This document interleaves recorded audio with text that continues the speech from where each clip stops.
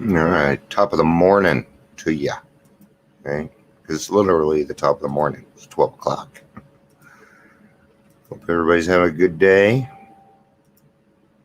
I know it's Sunday. I don't usually come on Sundays, but I don't know. I kind of felt like talking. And didn't necessarily have a bad morning, but turns out that my daughter has a mild case of the corona, and so that means that I need to go get a corona test done tomorrow. I have an appointment set. Yeah. Remember how I've been saying, my throat's been hurt and things like that. I can't tell what it's from.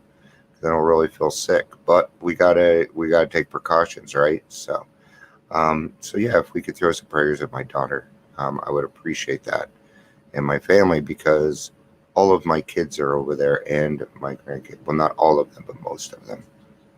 And it's a mild case. She just had a baby. So I got slightly mad at God this morning. Told him off. No, I do not want to turn on Curry browsing. One of my buttons is stuck over here. But let's get to today's daily reflection. My addictions were like thieves in more ways than I can count.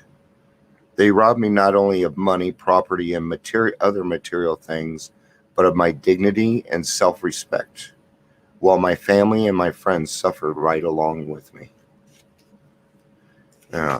For me, I would have to say that was the hardest part.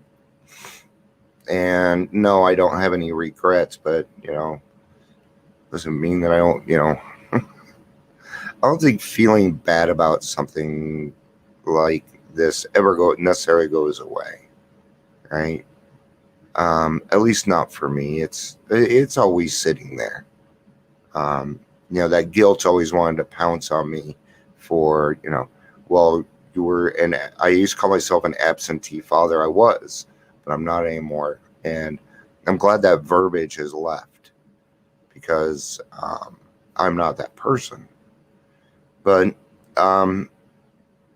addiction will take anything from you that's worthwhile. Anything, including your life.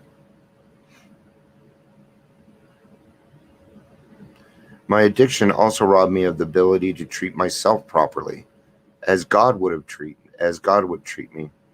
Today, in total contrast, I'm capable of true love of self, to the extent that I'm able to provide myself with more and more love than even I need.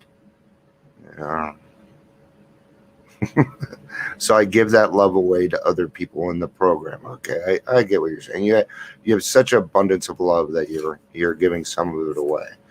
I don't know that I'm there yet. I love myself. Do I thank God for bringing me to the program in which sick people are loved back to health? You bet your butt I did. I thank God. Hell, today I've already thanked God like 4 times. He gave me a bunch of green lights this morning. I mean, a bunch. I think he was apologizing. That's what I told my wife. I'm like, he's apologizing to me for pissing me off. And that's just funny, guys. It's not happening. I guarantee it. Is that a Bill story? My brother-in-law is a physician, and through his kindness and that of my mother, I was placed in a nationally known hospital for the mental and physical rehabilitation of alcoholics. Under the so-called belladonna treatment, my brain cleared. Hydrotherapy and mild exercise helped much. Best of all, I met a kind of doctor who explained that through certain selfish and foolish, I had been seriously ill, bodily and mentally. It relieved me somewhat to learn that in alcoholics, the will is amazingly weakened when it comes to combating liquor, though it often remains strong in other respects. My incredible behavior in the face of desperate desire to stop was explained. Understanding myself now, I fared forth in high hope. For 3 or 4 months, the goose hung high. I went to town regularly and even made a little money. Surely this was the answer. self-knowledge. But it was not, for the frightful day came when I drank once more. The curve of my declining moral and bodily health fell off like the ski jump.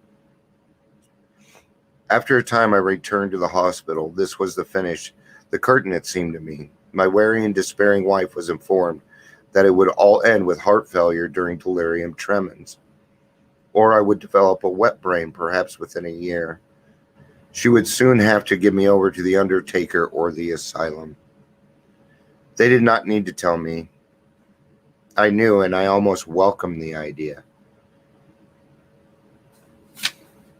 It was a devastating blow to my pride. I, who had thought so well of myself and my abilities, of my capacity to surmount obstacles, was cornered at last. Now it was to plunge into the darkness, joining the endless procession of sots who had gone on before. I thought of my poor wife. There had been much happiness after all.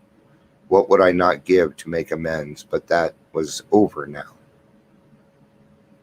No words can tell the loneliness and despair I found in that bitter morass of self-pity.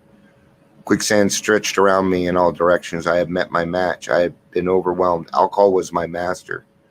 Trembling, I stepped from the hospital, a broken man. Fear sobered me for a bit. Then came the insidious insanity of the first drink. On Armistice Days, 1934, I was off again. Everyone became resigned to the certainty I would have to be shut up somewhere, or I would stumble along to a miserable end. How dark it is before the dawn. In reality, that was the beginning of my last debauch. I was soon to be catapulted in what I like to call the fourth dimension of existence. I was to know happiness, peace, and usefulness in a way of life that is incredibly more wonderful as time passes. And we can think of that time. I got to the place, and we certainly don't need to get to the place where we have to be committed or put away or unfortunately move on to the bitter end. I certainly entertain those ideas of, I just think it would probably be easier for everybody involved if I just wasn't around anymore. And these are thoughts that I thought about on a daily basis. Wouldn't it just be easier? And the answer was yes, it would have been easier for me. And I couldn't do that. I couldn't do that to my wife. Couldn't do it to my kids. Thanks be to God for a way of life which generates such love and caring that we in the program can help but learn to love ourselves. When I see that someone cares about me, I am more apt to be convinced that perhaps I am, after all, worth caring about. May I be conscious always of the love I am now able to give and give it. Today I'll remember someone caring about me makes me feel worth caring about. And that's pretty cool, but can we switch it around a little bit? If we're getting that, and I care about you, I certainly care about you guys, you care about me. But what about that newcomer, that's sitting there? Maybe they said something that kind of hit with you. And you should say that. You should tell them, hey, you've been coming here, this is your third meeting and I can already see that you want this program. Keep doing it. We care what happens to you. Say that can come out of your mouth. I care what happens to you. I know you don't know me, but I know you. Okay? We probably know you better than you know yourself. Well, we do. All right. No, you don't. No, no, yeah. Yeah, we do. Just sit down with us for an hour and let's talk, man. Sometimes just giving suggestions to people, saying, hey, man, I want you to make it. I was talking to a guy the other day and he gotten something in the mail, worried him.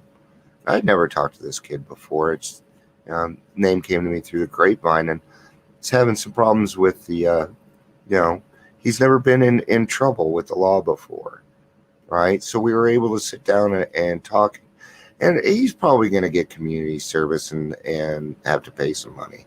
I'm like, nothing else is going to happen. But what we were able to do is talk a little bit more. I was able to show him that I cared what was going to happen to him. Because I do. I don't want anybody in jail that doesn't be in jail. It sucks. I hate jail. In fact, I have a very big fear of being in jail. My biggest fear is somebody taking away my freedom. And that's huge for me. But since I was able to show this person that I care through a problem of their own, then we were able to take a look at some things. Well, hey, you got a sponsor? What kind of meetings you going to? He wasn't hitting meetings. Yeah, well, I had a sponsor. He had a year, but he relapsed. All right. So 90 meetings in 90 days. We're looking for a sponsor. He's more of a CA kind of guy. So I want somebody that's in that realm for him, and I'm gonna help him out. I'm calling it a temporary sponsorship, but I don't even like calling it that. So I'm his sponsor until somebody else comes along, and that's okay. And all of that happened because I care. This guy has other things going on, and the last thing he needs to be worried about right now is whether or not he's going to do jail time. We can alleviate that from other people with our knowledge. These people are listening. Remember that. People are listening to what you're saying. And what comes out of your mouth matters. Okay? All right, guys. Well, I guess I will be back tomorrow for the daily reflection. Did this during the noon meeting, so I don't anticipate. I got a couple of thumbs up and stuff. So thank you guys for being here. Have a great rest of your weekend. Go Broncos, man. I don't think we're going to win, but go Broncos. I hope I'm wrong. Please, God, let me be wrong, because that would just be awesome. But I really enjoy watching Mahomes play. The only reason I don't like him is because he's not on my team. So, all right. Oh, hi, Brandy. Good to see you. Love you, sis. You're welcome, Chris. Good to see you. Take care of yourself. Quit beating up on yourself. I'm going to come over there and hug you, you motherfucker. I love you, Chris. All right, guys. Have a great day. Take care. Peace out and have a day.